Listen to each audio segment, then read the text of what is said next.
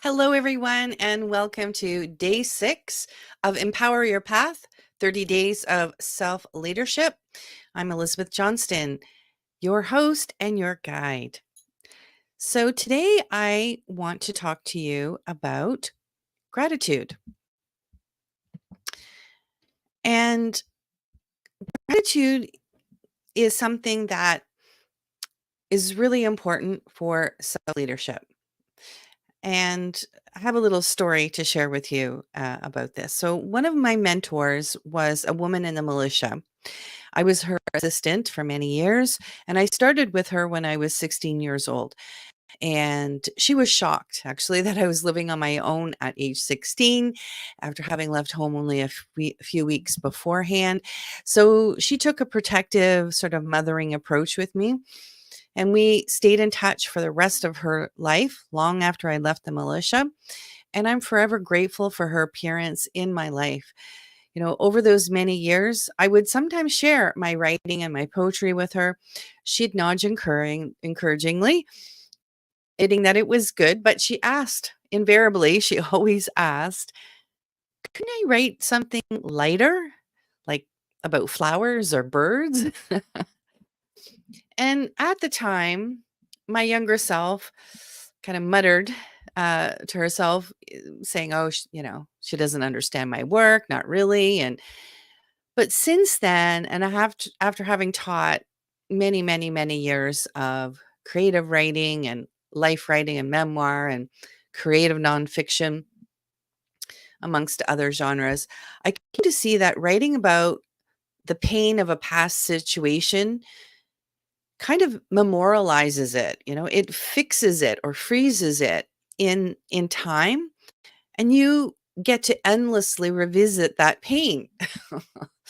And I realized that was what she was trying to say to me, my mentor, was that, yeah, write about your life, write about things that have happened to you, write about what you know. But there's a difference between using that to grow and using that to stay stuck or stay in the past.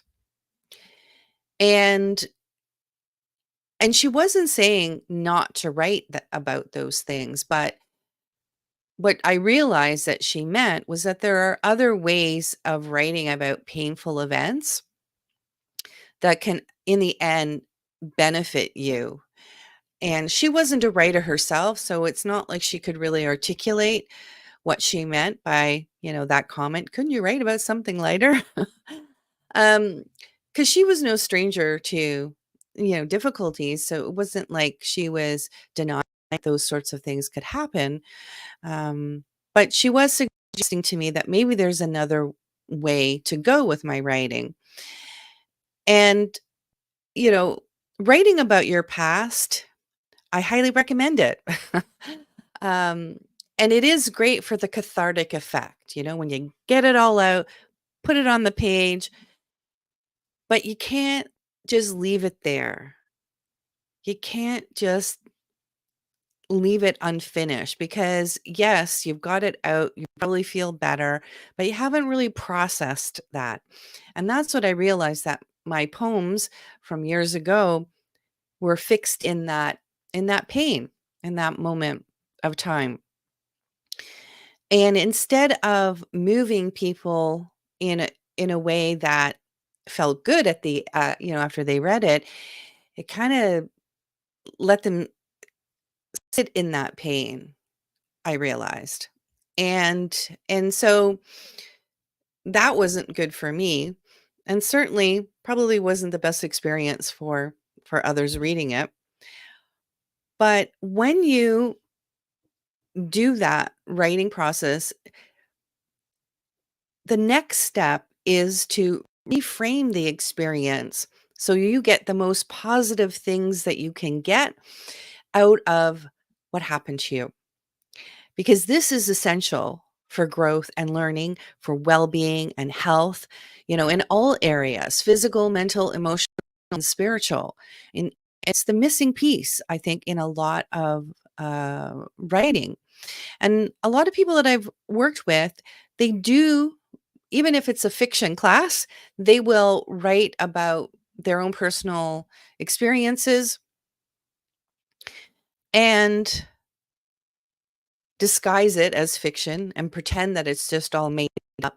But they're so invested in the pain of the story that they don't have objectivity the way that a writer should, the way that a writer needs to almost be godlike with their characters.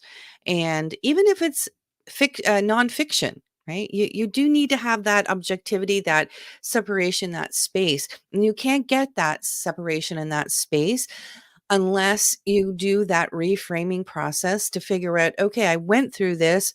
It was tough, but it's made me partly that incident made me who I am today. So, what does it tell you about yourself that you experienced this issue and still here you are standing, helping other people, pursuing your entrepreneurial dreams or your creative dreams or a combination of both? What does it say about you that you went through that and here you are achieving everything that you are achieving and have achieved to this point now?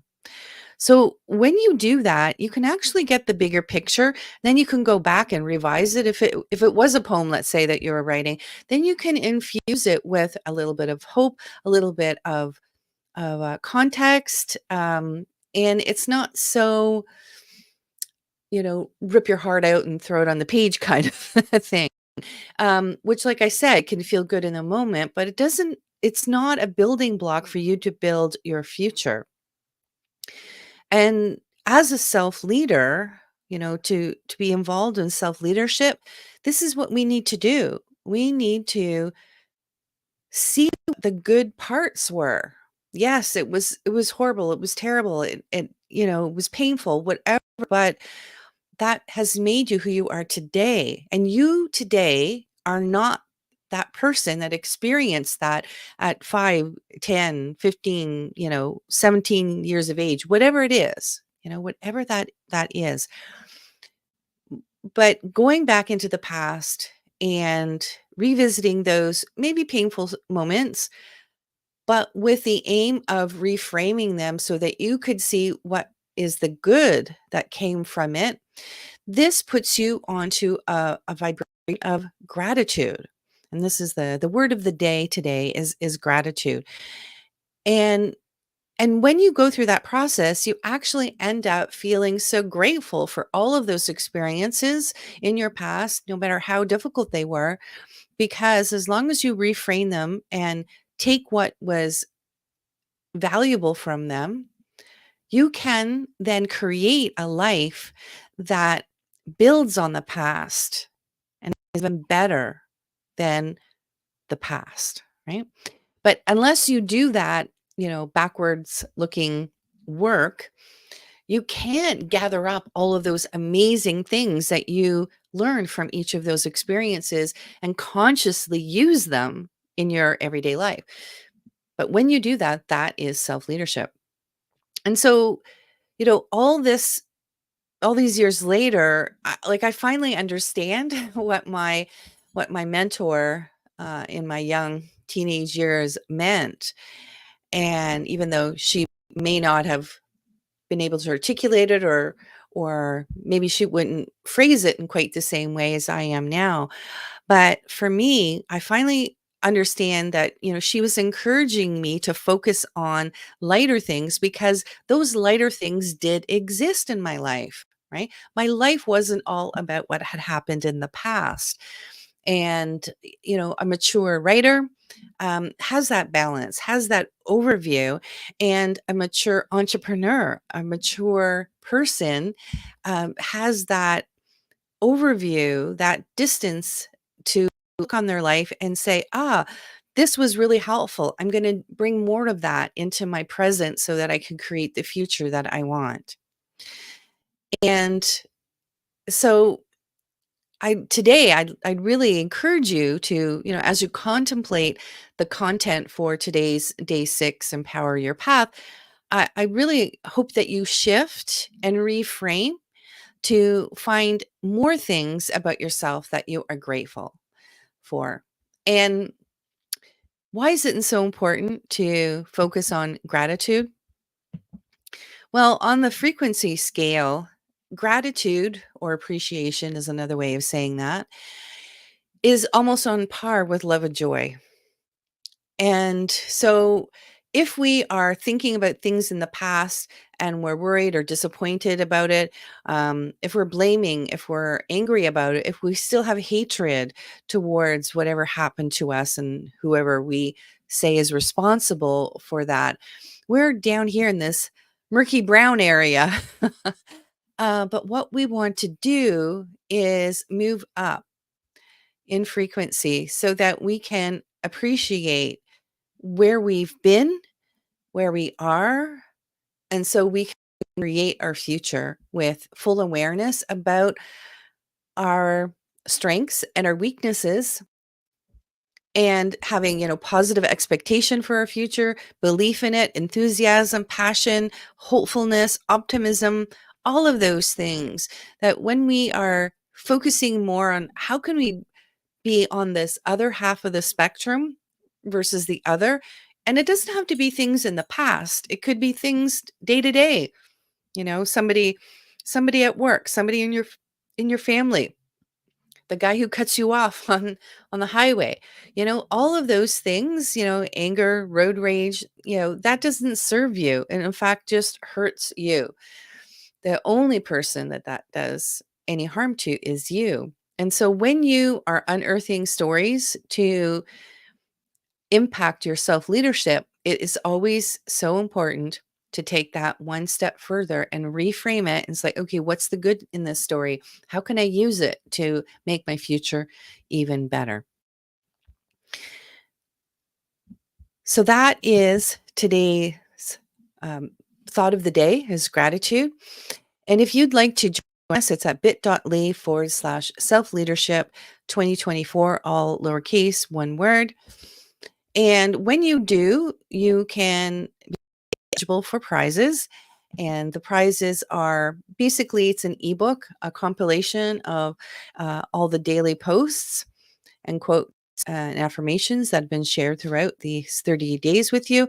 And also, you get a chance to, if you post on every single day's post, that you can actually have the opportunity to receive personalized feedback. Basically, it's a one-on-one session with me. And you have two ways that you can participate. So I'm posting this on my Facebook page as well as on my LinkedIn page, and you can post on one or the other, but not both. So if you're, most often on Facebook, then you would choose my Facebook page. If you're more often on LinkedIn, then you can choose that. And I will be totaling up your participation depending on the platform that you choose.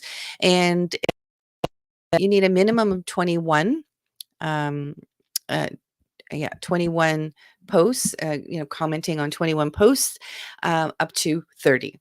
And what to post? Well, some of this stuff can go really deep and it could be really unearthing things that are difficult for you to look at or things that are challenging. And so when you come to the public forum of my personal Facebook feed or the LinkedIn feed, post what it is that you have benefited from. What's your aha moment? What did you appreciate about it? Right? Gratitude. What are you grateful about today's prompts? Right? And so you just share what you are completely comfortable in sharing. And something that's enough for us to have a bit of interaction, right? So one word posts like awesome, cool, or whatever aren't the kinds of posts that would count. Like full sentences, at least one full sentence about what you appreciate, what you got from it, what it reminded you of, anything that you're grateful or appreciative of, you can post there and tell us what it is. And yeah, so bit.ly/self